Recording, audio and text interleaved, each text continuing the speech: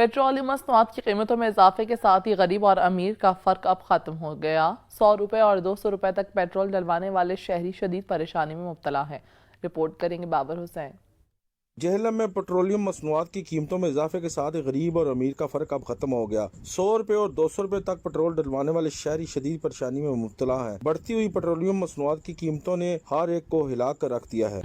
مزدوری تو مشکل ہے۔ کل کی آپ کو بات بتاؤں، کل 900 روپے کا تیل چلایا اور 1000 روپے ساتھ کمایا۔ 900 ان کے لیے کمایا پیٹرول پمپ پر، 1000 روپے اپنے لیے بس یہ بچا۔ شکر الحمدللہ روٹی کھا رہے ہیں بڑی مشکل سے۔